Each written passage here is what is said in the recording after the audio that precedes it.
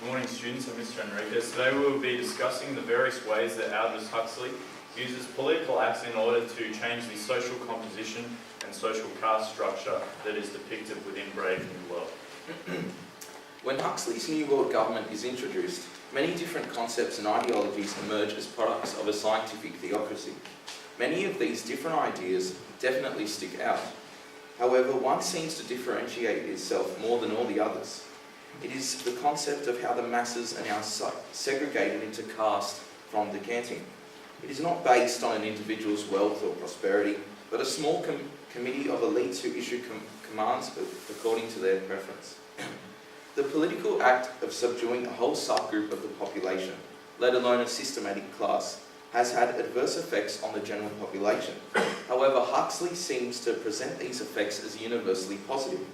The only people denying these allegedly positive impacts are Bernard, John, and of course us, the readers. The optimum population, said Mustafa Mott, is modelled on the iceberg. 8 ninths below the water, 1 ninth above the waterline, page 153.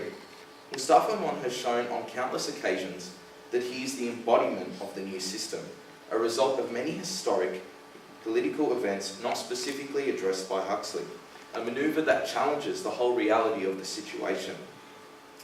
They're old. They're about God 100 years ago, not about God now. But God doesn't change. Men do though. What difference does that make? All the difference, said Mustafa Mott. The philosophy of social change within Brave New World revolves around the ideology that the more things change, the more they stay the same. The more people in the text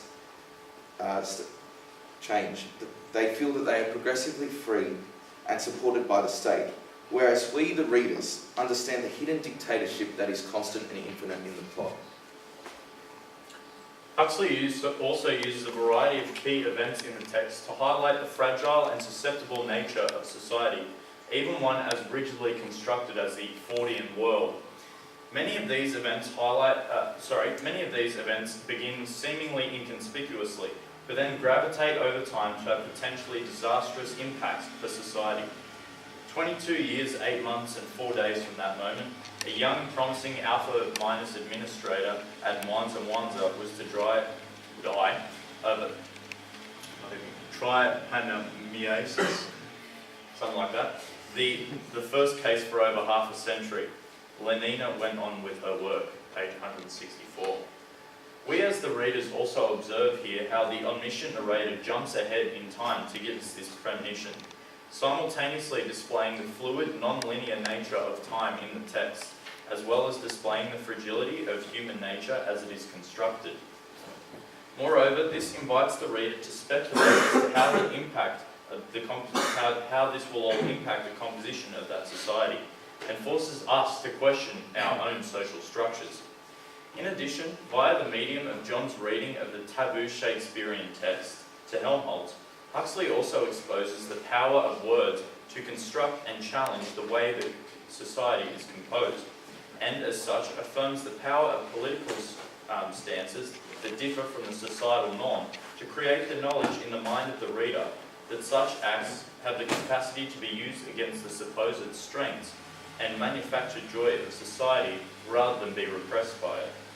But at defunctive muscle he turned pale and trembled with an unprecedented emotion, page 159. Furthermore, the association and fascination with the savage by the supposedly civilized members of the world displays an ability for the savages to be able to function as members of society, questioning the caste and class structures, preconceived notions that have been long held in place within this world. However, reproduction of the savage race brings embarrassment and shame for Tomikin, the director.